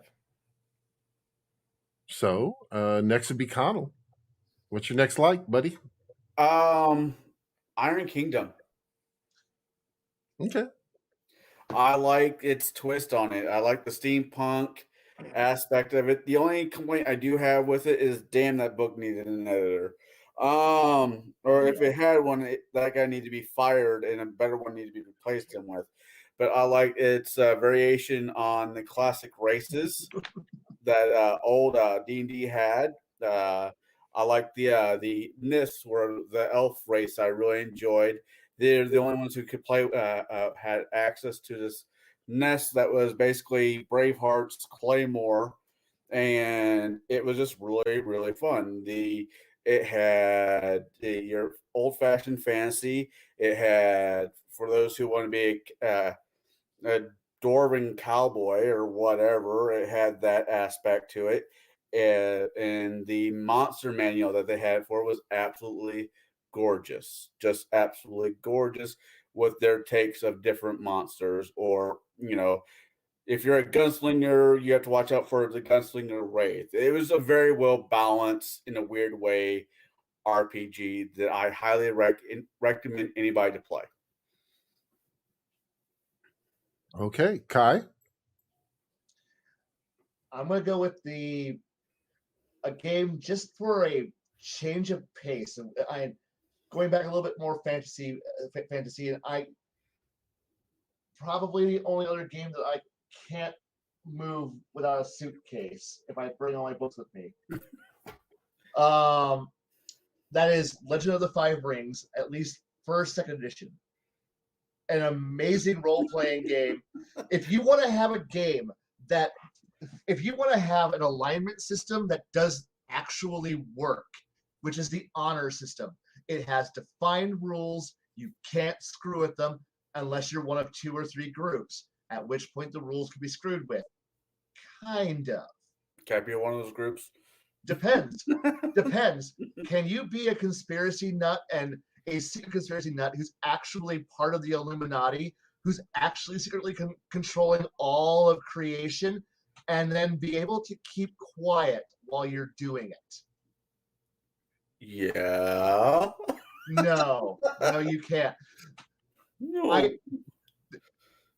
We have an activation phrase, and it comes up periodically, but I won't say it because this is recorded, and you don't betray with the actual phrases out in the open. The other group is super secret, the actual super secret ninjas who are being completely honorless shits because that's their job. That's the entire clan's job. So you have 2 gauges. Are you honorable? No. But are you honorable to your own job? Yes. And now you also have this thing where the more you do, you earn glory. Holy crap. But there's a certain cap where if you start to get too high, you might start pissing people off. And then there's also leveling. It's also in there. That's kind of like leveling, but it's free form. There's like thresholds that kick in. And now you have this. The combat's actually interesting. You have, I've lost count how many factions that are actually real viable factions. And then each of these factions has 3 to 5 sub-factions that all are in there. Everyone has politics. Everyone has internal dealings, goals, ambitions. You can throw the meta plot line off and just start with the main storyline and never deal with any major character except they're all in the background. And you'd still have infinite actions that you can end up doing. And it's also set in not quite Japan, China, Korea, all mixed together. And there is the Great Wall of China, but it's actually guarding against an army of demons that are going to eat everybody. Why? Because 1,000 years ago, the gods had a big tournament and somebody fucked over their brother, and now he's stuck in the afterworld, and his entire goal is to burn the rest of you down. And well, the rest of you don't want to die at the hands of angry demon god. Okay, cool. You also have, it's not quite the Philippines, but it's weird and offshore. Don't go too far offshore. The giant spider is going to eat you, living in a whirlpool. Okay, that sounds terrifying. There's a Mongol horde, but don't worry, they're kind of one of ours, kinda. You got magic ninja monks out there. Cool. You got these Goku Jedi. You have Clan Takeda, who's not on horseback today, sitting in the middle of all this. You got weird elemental samurai who are out there doing their own thing. You have diplomacy out the ass in one other part. And then you have an imperial family. Everything, and then every winter they get together and have 3-month-long party where everybody is being nice, kind of. Don't you fucking draw a weapon. But we got rules for this, and boy, is there rules. Boy, is there consequences for being a murder hobo. Boy, do you have to actually RP while setting your own goals and ambitions. And wow, this is an actually interesting game written by, again, John Wick, who made sure that combat is going to be lethal. You're going to die in the moment somebody goes, hey, are we going to combat? Yes. Oh, fuck. Oh, fuck. This isn't going to end well, is it? Nope. Oh. And so you should be trying your damned hardest to not get into combat or kill them first. Strike first, strike hard. Because otherwise you're going to die. Don't miss. Oh, and the game's entire engine is based around, well, I could hit a 15. easily. But I'm going to bet that I'm more awesome than that, and then make it more incredible. And now, guess what? You are.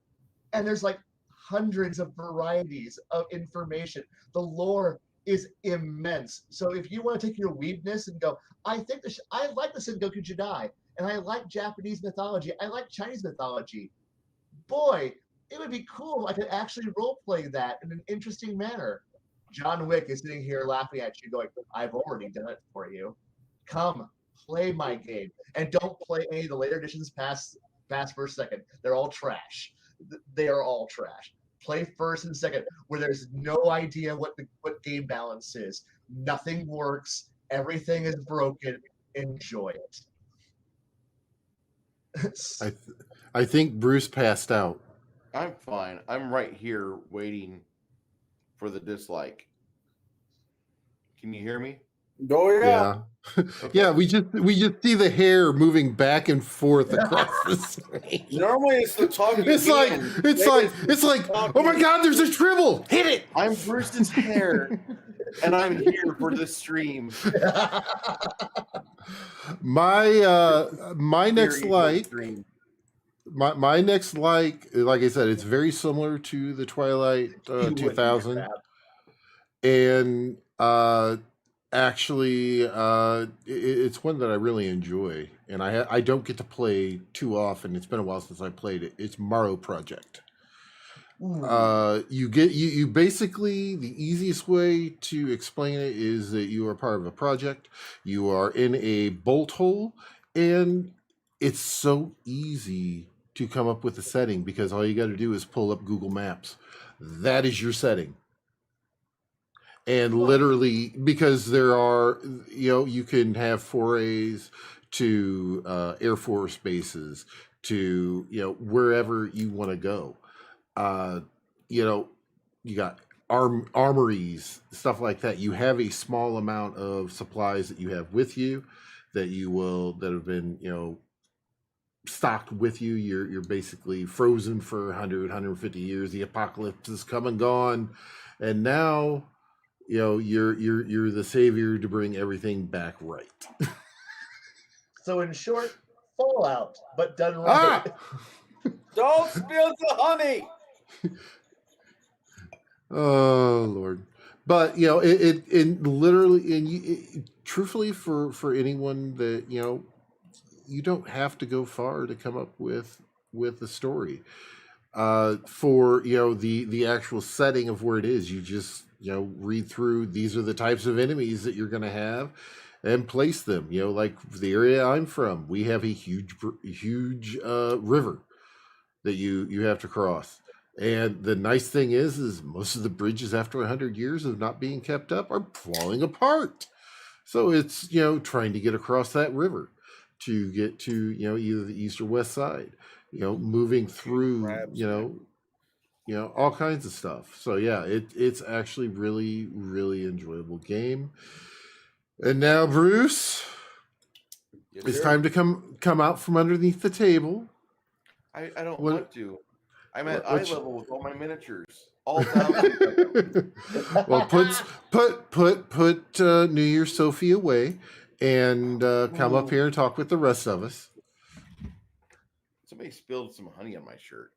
I'm gonna order Wonder who did that. so badly. I have it. I just have to find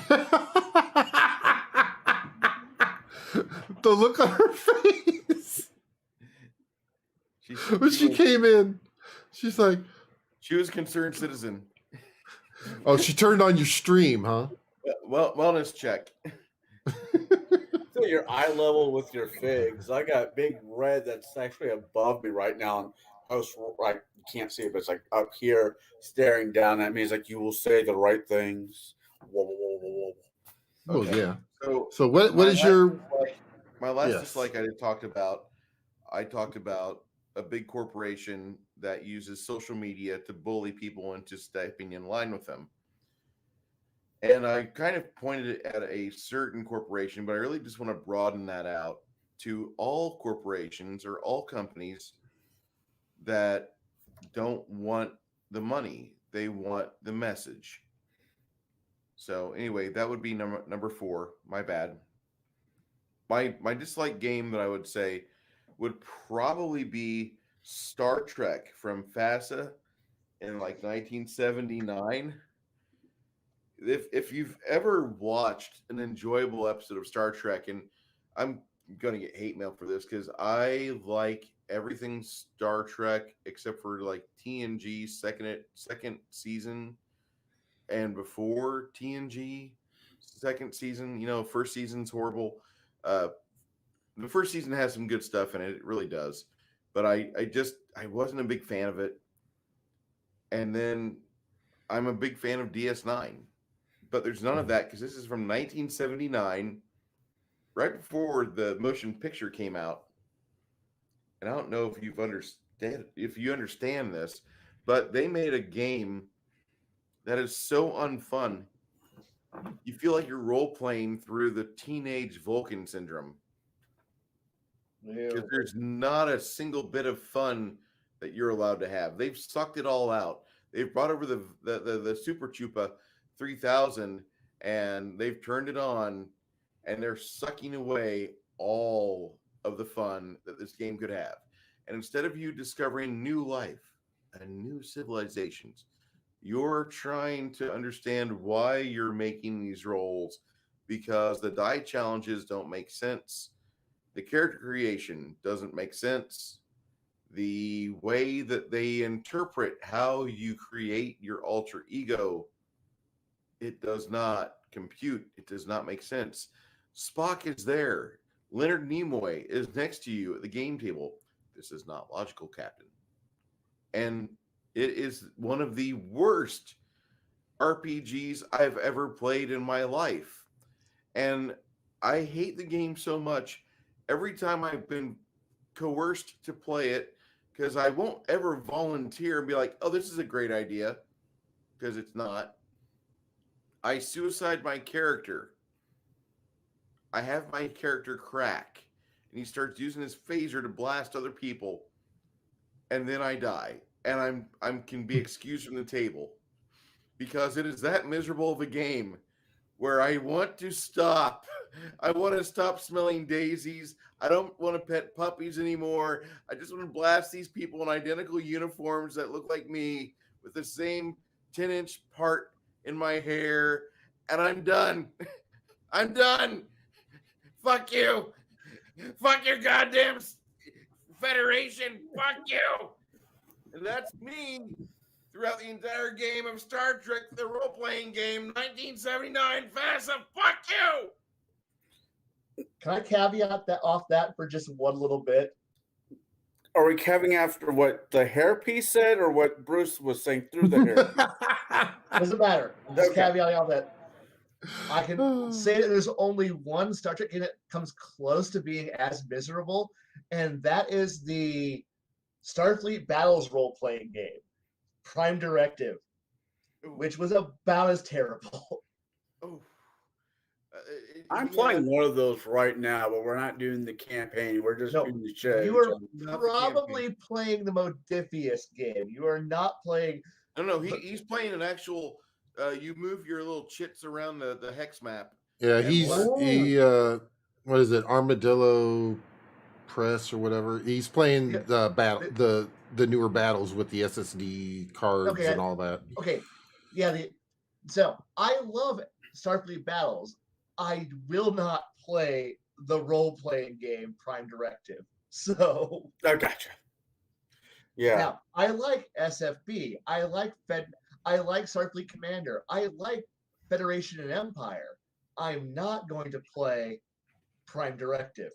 So, like, no, the one I play, it's all the races from the first gen, and some of the races you would only find on the first gen cartoon, like the lion. Gazenti. Yeah. Gazenti. Yeah. Larry Niven, thank God that you came along and gave us a fucking cat person race so we could all have our wives play with us at the table. Yes. There's a race that shoots out webs out of their spaceship. If you're caught between two Tholian. asteroids, Yeah, I'm not a Star Trek Or- person. Oh, No, I I've just played the. I've played the game. I know. And you got hydrants for fighter lovers, and then you got ISC for people who just don't like fun. Oh, then yeah, you got a piece of paper. Gorn, You got to count how many square boxes are in the warp. yeah. Yeah, then you have to, And then you get the Romulan player who then decides to go, I take my piece off the board, now guess where I am? Oh, fuck plasma you. based racers, them in the Federation, cheating bastards. The Romulans are the best race. They But- really are. They really are, and that hurts me because I always play a Klingon. back. I mean a Klingon. Yeah. Klingons are the best also. Every race is the best except for Lyrans. They A suck. Klingon Jedi is the way to play. That's right. Albino Klingon Jedi with a humpback, one eye. He took the character flaw flatulent too. All right. Before we beat this horse to death in glue, let's go on. Conall, what do you got? Dislikes. Oh God, I'm catching flack. All right, Lord of the Rings, No Earth. Middle of roleplay? Yeah, I don't like it. I don't like it at all. Wow. I don't. I'm glad that I don't have to sit through 3 hours of singing fucking Sam about the wonders of the fucking elephantos. I'm glad that's not in there. But I don't like the concept of the mechanics of the game. I don't like the rigidness of the game. We are trying to get from point A to point B, always fucking broke. Because if we steal something, if we kill somebody, we can't take the loot off their body because that is a mark into the dark zone. No, we have to be all hungry, poor halflings that can't make any really money because it all goes to the greater fucking good. You know what the greater fucking good do? Go fuck itself. The greater good. Well, what about how after every fucking combat, everybody starts rolling for foraging? I need to forage. I'm foraging too. God damn it. We were supposed to be heroes. Now we're gardeners. I do play that one class where I get to be a werebear, but I never get a chance to be a werebear because DM kind of fucked me on that one. Yeah, no, I didn't like the game at all. And it wasn't the DM really. It really wasn't the DM. It was just how rigid the system is. What you can and cannot do was such a fucking drag. I'd rather jump off of the bridge with something attached to my dick and see what happens. No, that tells me it was. That tells me it was more the DM because he could have tweaked it a little bit. Yeah. Completely the DM. I'm also friends with the DM, so I'm probably taking a biased look at it. Yeah, I just these are some gems in the hate category, by the way. I'm loving this. All right. Again. I don't watch my streams that often. Hi. I'm just, for how much I sang the praises of Exalted a little bit ago, I'm going to now just draw this back to the entire World of Darkness. All of it. Okay, wait. Old or new? Old. I Okay. love all of it, but I hate it at the same time. It is the game that I want to say, play something else. Like, it's much like the D&D players play another game. When I look at storyteller players, play another game, or at least play something that's not furries, edgelords, edgelords, and who want to be goths, or whatever else. Now, caveat off that, Mage of the Ascension players get off the hook here for all three of them in the entire universe.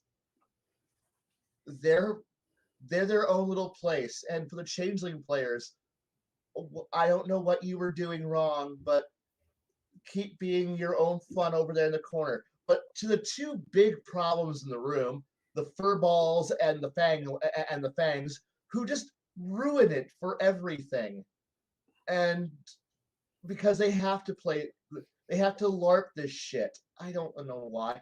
And your storylines that are just keep getting progressively weirder and weirder. And then the clans that get introduced that start getting into the look. I don't mind kinks and other weird shit, but oh fuck, man. There's some things we keep, in the bedroom. Don't be all that shit out in the public. So yeah. And Yep. so Yep. Yep. so I love and hate it at the same time. If it's Mage the Ascension, you're cool. Changeling, you're cool. Everybody else, no. Fuck you, And- fuck you, fuck you, fuck you, fuck you, fuck you, fuck Okay, you. Fuck you. Right, I will caveat that. Okay. I will say Vampire Dark Ages. Okay. Vampire Dark Ages is a whole different thing. Sorcerer's Crusade and the Victorian era books were pretty solid, good. But unfortunately, you're always under this dark cloud that's just sitting here over the horizon. It's just like, what is this? That's Vampire the Masquerade. And over there, this other cloud that's just rolling in. And what's that? That's Werewolf the Apocalypse. And no matter what you do, Werewolf is just garbage. And no matter what you do, there's this cloud of furry, weird perversion that's coming at you, and edgelords coming from the other direction. And whenever you go, hey guys, want to play a storyteller game? Oh, I got this whole edgelord story. Oh my fuck! And I got my story about my fucking. If it involves anything fur cover, stop talking. I don't want to hear it. And it's just like, but I got this thing where it's like, no.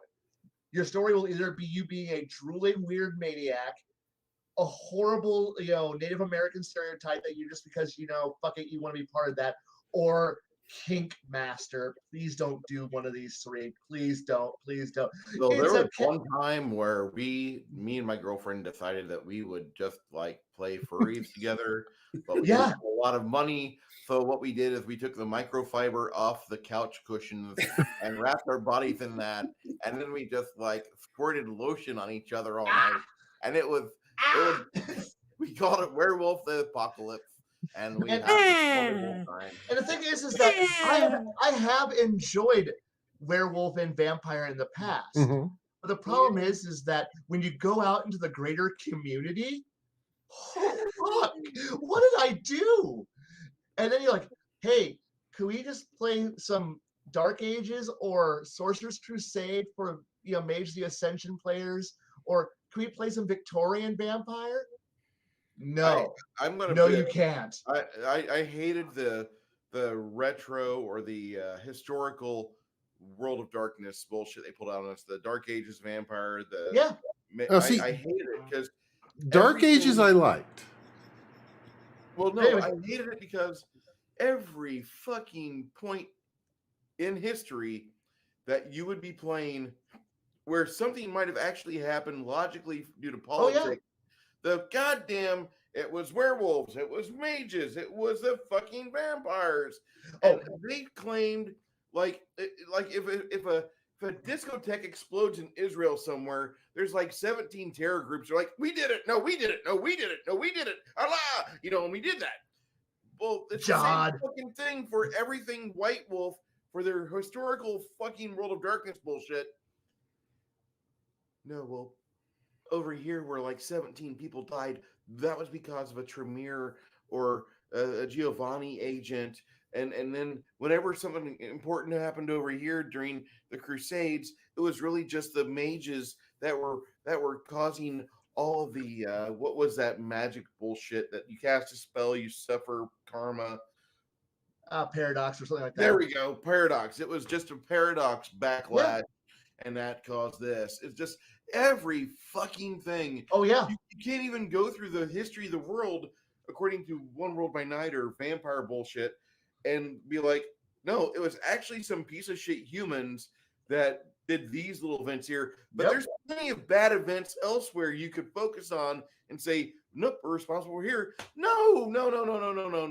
Everything is to blame on the goddamn paranormal bullshit from fucking And I'm a little when I read through that, I was kind of feeling sorry for him. Yeah, I'll play second edition Vampire. Oh yeah, I'll get into Mage the Ascension. No, after I read through that, I just was like, I'm good. I don't need You to wear buffalo. God What? damn it. I don't want to say no because I know the rules. Fuck off. There's your answer. I don't know the rules. I just want you to wear buffalo. The fact that I'm telling you to fuck off means there are rules for this. And, So and Tim fuck has off. a comment here. The best game Oh, to do roll where is Hummingbird? do your hometown campaign. Our Yes. group had made a card made for us in Werewolf card game called A Floor Full of Crazies. That's See, fun. Like Okay. I do love it's a love-hate relationship because there are parts of me that looks at these and goes, has the Bruce moment of going, could you at least give humans something? Like the only thing that humans got is World War II. A bunch of fucking humans decided to go because nobody wants to claim that shit. Oh no. No. That's the only like the vampires. That's not us. Werewolves. That wasn't us at all. The mages. That wasn't us either. The undead. No, that wasn't us. The changelings. Huh? Shit's going wrong. Oh fuck. And then what happened? Humans did. We were behind everything else in the entire world. We manipulated all the governments and the economies. We had nothing to do with the time period between 1933 and 1945. Yeah. We fought each other during that period, but we were not at all involved in anything. Yeah, we were on vacation. Yeah, all of us were on vacation. All of us. All. And that is legitimately World of Darkness. It's because you don't want to have any of the factions being playable factions being possibly be related to people of questionable political and military affiliation. See, I've played the tabletop variation of this, like I said earlier, and what I really wish there was a show that came out a while after I played Grimm. Like it or hate it, I enjoyed it for what it was. Hunter did suck. And I think Grimm would have been a really fun way to play those games. The Werewolf, the Masquerade, Werewolf Apocalypse, where Adolf Hitler was a werewolf. I'm like, okay, whatever, I can deal with this. And then the Jews were piglets. Okay, I don't get it, but we can run with this, whatever. You obviously never saw the movie FDR American Badass, did you? No, I did watch that You one. did by watch the way. it. Now that Yes. movie there actually predates the Sarah Johnson syndrome, where you have a superhero as a polio victim and he's going around in a wheelchair killing Nazis. Yes. But But so yes. now one show that actually works well with the World of Darkness, just the base world, the old World of Darkness, not the new one, is actually Sanctuary. really? I was expecting you to say Supernatural. Nope, Sanctuary.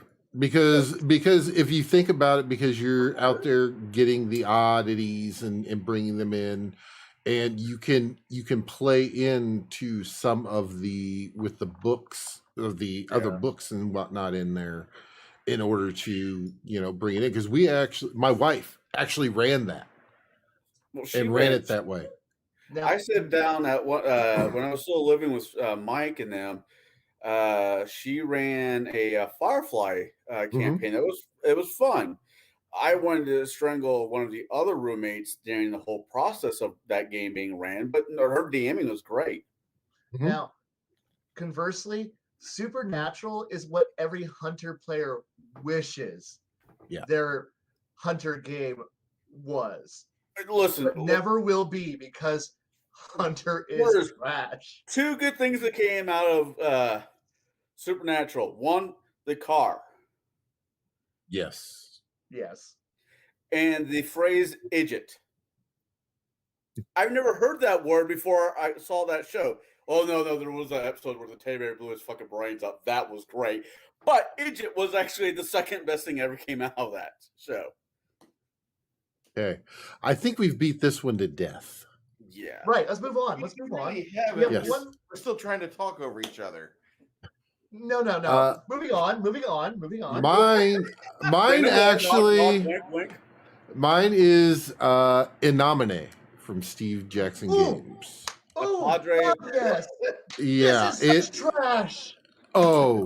because it was bad enough with the base game. Then they started adding in additional things like Asmodeus, Lilith. You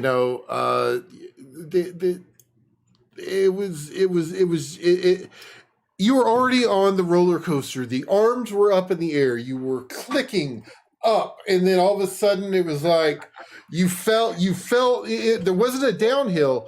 It was, I'm going to use the prices right here with a little yodeler going up the little side of the mountain, and they just falling off, because that's exactly what it is. Because it literally, Oh, yeah. there was, I've only seen one DM that could actually pull the crap out with this and Garrett, actually run it decently.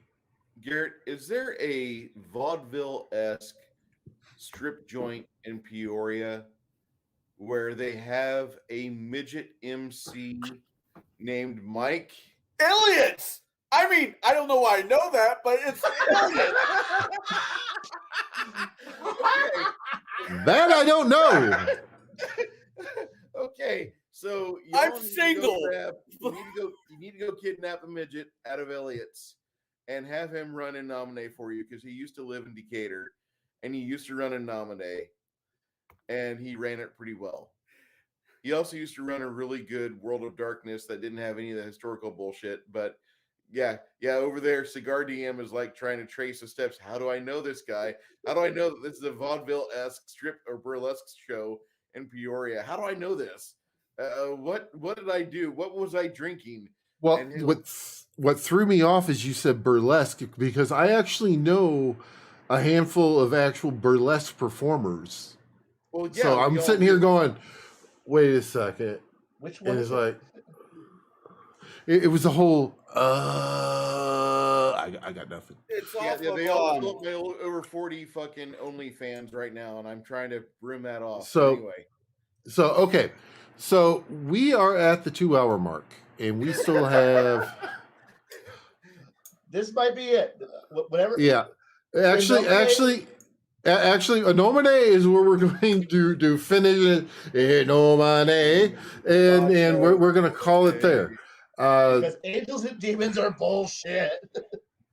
Pretty you much. don't want to play Angels and Demons? Come on now, guys. Let's get back in the satanic panic.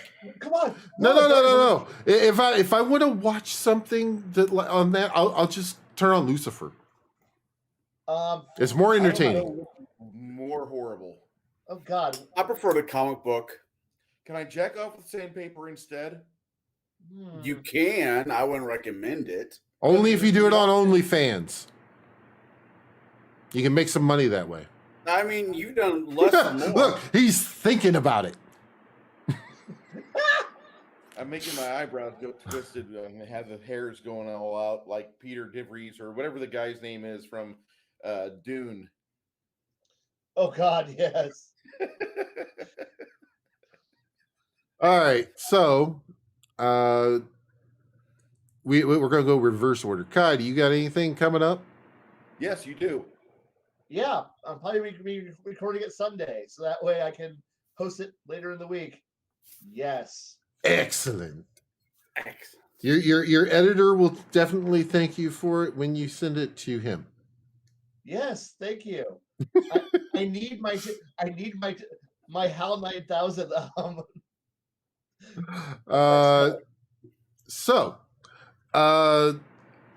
Conall, when you launching your channel, buddy? Here soon. I This got some weekend. more stuff I'm going on here. that I need to take care of. I'm hearing this weekend is when it'll be up, right? Because we're gonna sit down and do that this weekend, right? Okay. All right. Yeah, we're going to. Kai's like, I'm in already. Bring your ass. All right, Bruce. I will say last night, Bruce was. I did see Bruce on, and I'm going to screw the name up, but another Baron show. Baron Ormond Tog.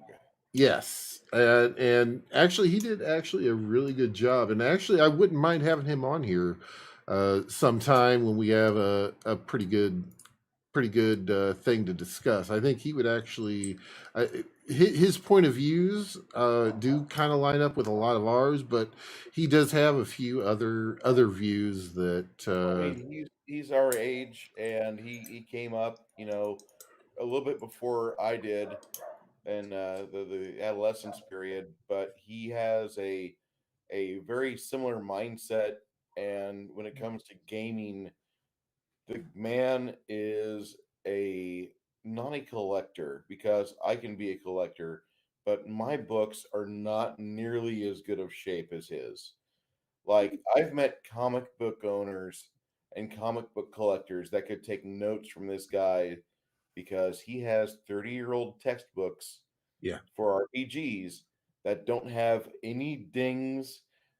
He showed them off during the Yeah, stream. he pulled up the Star Wars D6, and it From looked 87. mint, and Yeah. it was mint.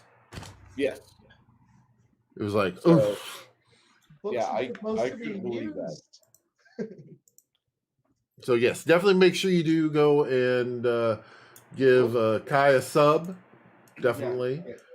We want Kai to get subscriptions. We want Kai Yes. to win this. We really do.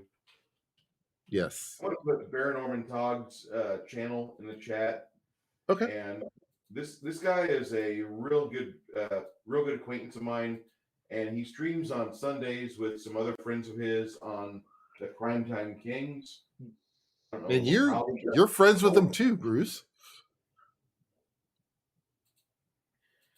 Chadzar's out there putting our links in chat. Really appreciate that. Chadzar's been very constructive in the chats. I've seen him, and I mean, there's people that detract from him, but I really appreciate what he does in my streams. Yes, he's really very good mod. He does well at the mod. Yes. Is there anything you got? And is there anything you got coming up this weekend? This weekend, I am actually going to be releasing a couple of videos I'll be doing by my lonesome, and then just porting out to YouTube. What? You're cutting us out? I know. I'm not trying to. It's just fuck you. It's a way for me to get some ideas out, because I have a few times where I've done a live stream and I've wanted to talk about certain subjects, and people pile in and they look at the subject like, get that away. We're going to talk about this instead. So I want to talk about some things like who's the unfappable Frost chick. I want to talk about that and her rant on G4, and this is how you alienate your fans. This is how you get rid of a long established fan base, because G4 was out in 2004, 2002 to 2012. And it had a good chunk of people that were following it, and now they're back. But it's kind of like they took it to a pet cemetery to resurrect it, and now it's acting up. And we have the people on YouTube, the normies, are like, this doesn't really seem right. And the rest of us in Normieville are like, you put G4 in a pet cemetery, and now it's walking around going, fuck your sexism. And it's funny, because I don't know if anybody else laughs every time she opens her mouth, but I sure as hell do. So I'm going to talk about that for a little bit. Go ahead. Go ahead, Kai. No, that's sounds about right. And is there anything else you got a couple of videos dropping? Anything else? I'm going to be putting back I'm going to be going back to the well for reading through the book Elijah's Story, because I started and I got halfway through it, and I realized, like, when you self-edit, your book sucks. Mm-hmm. That's just how it is. I hate to tell you, for you authors out there, I'm going to give you some advice. You can have a great idea that should sell. Just throw that money just all over your bed. And when you self-edit, just think of that money, but it was all imaginary, and your bills still aren't paid. So I made enough money to pay my fuel bill for like 4 years for my own personal vehicle, and that was it. But I'm going to tell you that if I would have an editor, I actually might be somewhere else in the pecking order of like independent creators. So don't do that. Don't self-edit. Give your heartbreaker story to a friend of yours that loves to bust your chops when you're wrong, and they want to see you get better, because those are the people that you should really be calling friends. Those are the ones you want to buy beer for. That's Yeah. how you win at life. You let people do honest critiques. So, yeah, Calvin, I it's like, my money's imaginary already. Yeah, I know. Like what you said, Aw. Bruce, I think I owe you a beer somewhere down the line. Let's have to make that happen. Yeah, we will. That's Go not to have fun Texas. here. All right. Working on I do have a couple of videos coming out. One on my RP channel and one on my gaming channel. Part 4 of my All the Mods 7 playthrough will be coming through tomorrow, along with a very let's just put it this way: you're going to see me a little bit more spirited, and it is going to be a rant worthy of Kai video when it comes out. I'm not going to go too much into detail.